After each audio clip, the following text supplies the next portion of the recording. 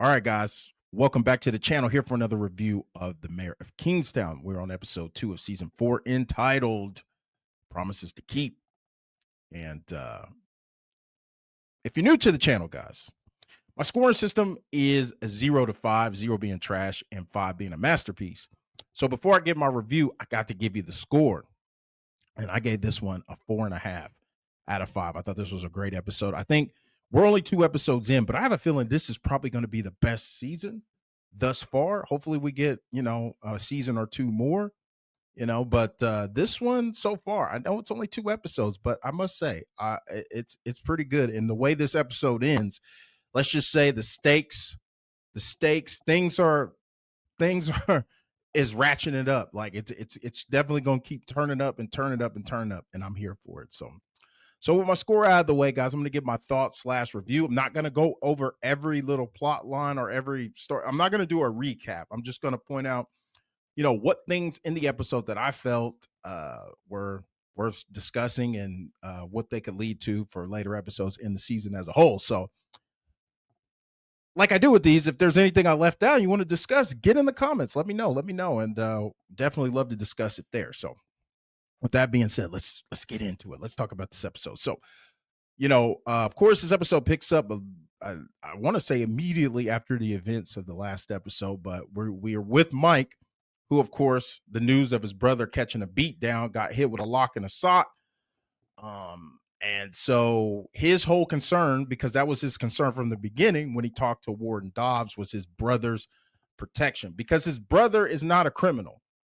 His brother is basically keeping a house of cards together because if he cooperates in any way, the whole thing falls apart. I talked about this in my last review that if he, turns Robert over, well, Robert knows everything. And so not only will Robert go down, he's going to take a lot of people with him, like his brother Mike, of course, uh, Ian and Stevie, um, Carney.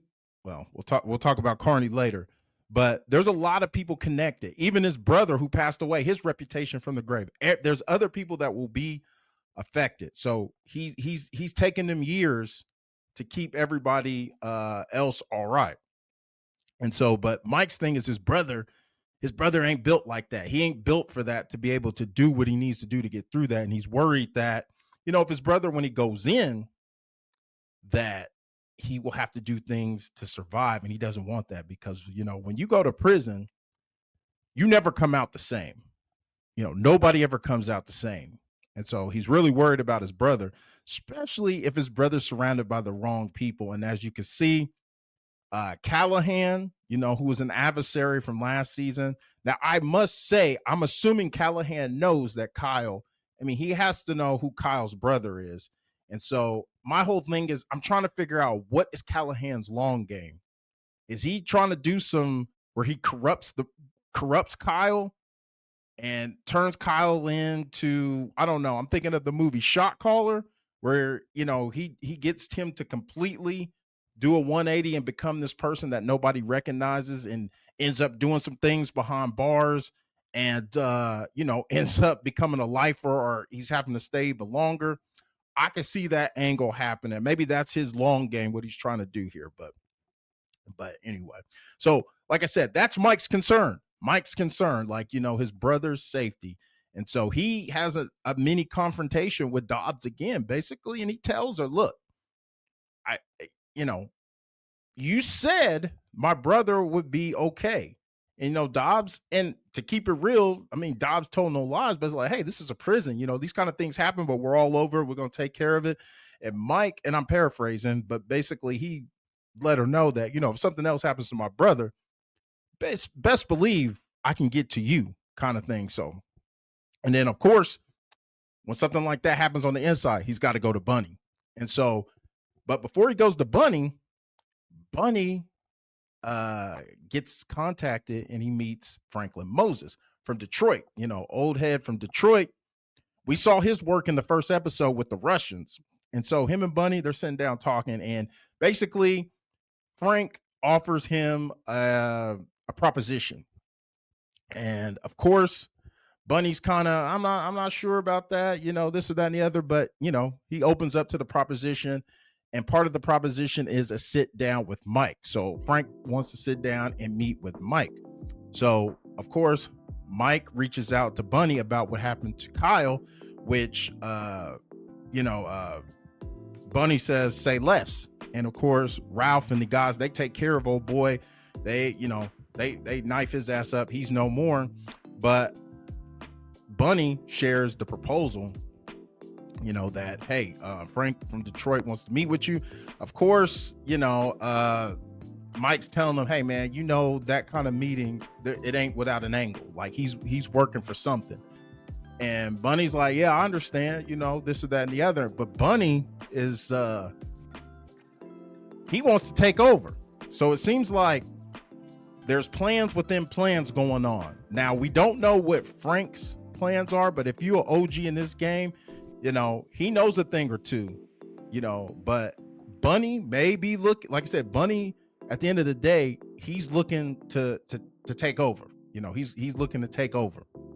And so that's going to be an interesting thing, because my whole thing was, I thought Frank was going to be the bad guy of the season. He still may possibly be, but I think there's another angle the show's going for this season. And what I think, and who I think is going to be the main baddie, is going to be Dobbs and Torres and Cortez. Cortez is the Colombian national who was one of the hitters that came after Bunny that got backed up. And so he's in custody. Of course, he's asking for a lawyer. Stevie and Ian, they eventually talk with Mike. Mike says, let him go. There's definitely, let's just say, letting him go, it's going to cause a ripple effect, and we'll get to that at the end. But anyway, he releases him, and he's out of police custody, because they really don't have anything to hold him on. And he's asking for a lawyer, but they cut him loose, to watch him. And so they're watching him, and Ian gets called in. The captain calls him in, and it's very serious, because he has to go in, and it's meeting with Evelyn. Now, here's the thing, man. Evelyn, like I said in my review of the previous episode, Evelyn is high on my death list. She is very high on my death list, and this just makes it even more, because she's confronting them with video evidence, not of the murder that involved Charlie last season, but them in the area and the vehicle. Now, they can't 100% prove that that's Ian's vehicle, but they're pretty sure. He's trying to play the, well, how many chargers are, registered? I don't have the only one. And you could just tell, like, the captain, he knows Ian's not telling him everything. Like, he knows how he's behaving is not a good look. And Evelyn is doing her best to be like, look, man, I need you to work with me, because we're going forward with this. And you kind of have to the end of the day to let me know what you want to do. She's trying her best. And the thing about it is, the DA's office, they're not stopping. They're going to keep coming. Like, this is going to be one of these things that just haunts him throughout the episode, or throughout the season, that's eventually going to force him to do something that is going to cause a huge chasm throughout the community of the show, the law enforcement, all that. He's gonna, because I'm telling you, I can see him going to Robert, because he's desperate, and Robert already don't like her, and I can see Robert taking her out. I can see it happening. That's one of my predictions, that I think Robert is going to kill Evelyn. Unfortunately, Evelyn's going to be killed, and I think it's going to be by the hands of Robert. Now, switching back to the whole Hobbs, Torres, and Cortez thing. So Carney catches Torres. I think he's talking to Roberto Cruz, the Colombian on the inside, who they were having static with in the first episode. And they're up and close, like real close, talking to each other, which in prisons, they have proximity rules. You can only be so close to an inmate. And Carney calls this out. They're speaking Spanish to each other. He calls it out. pushes him, shitbird, get back in line or whatever. And he chastises Torres like, hey man, you doing day one stuff. I don't know how y'all did it, where y'all from, but we're never this close to the inmates. These guys are killers. And so, the Torres guy kind of takes it. And then Carney goes a step further and tells Hobbs about the situation. And Hobbs kind of like, oh yeah, we'll take care of it, no problem, this or that and the other. Now, early in their episode, they talked about relocating Carney, which I thought, okay, they're going to move him somewhere else. And they have moved him around. I'm like, are they going to move him to another prison? Relocate means to the upper room. And basically what happens is, it's like, and I kind of put this on Mike, because at the beginning of the episode, Mike is in Carney's shit, telling him, oh, you need to do more. You need to make friends with new people and this and that and the other. And I think because Mike got on him about that, that's what made him go and approach them like that. To approach Hobbs and to approach Torres like that. Because I think he just would have sat in the cut and just played his role, but Mike put that pressure on him. And so they decided to relocate him. And like I said, that relocation was to the upper room. Unfortunately, we see Carney, we get a taste or a piece, of his home life. We see he's taking care of his disabled father. And it seems that through their banter, they have a good little relationship. And then here comes Cortez, the guy that Mike told Ian and Stevie to let go. He comes in and he turns off Carney's TV. Pop, pop, pop. Takes him out. And Carney is no more. And so this really makes me believe that Hobbs is the actual villain. Like Torres, he has some kind of connection with the Colombians. They're working together, and Hobbs is actually the villain. It's going to be Hobbs, Warden Hobbs. She's going to be the one that's the villain of the season that Mike's going to be having to deal with. And like I said, I'm trying to figure out what is the angle. What's Frank Moses's angle? Because initially I thought maybe he was going to be the guy that was going to, and he still possibly could be. He still possibly could be the bad guy of the season. But more and more, it's looking like Hobbs and Torres are who we need to worry about. And then just to wrap this up, a character who I did not discuss in the last review that I forgot is Cindy, the new boot, the greenhorn female that's an ag seg that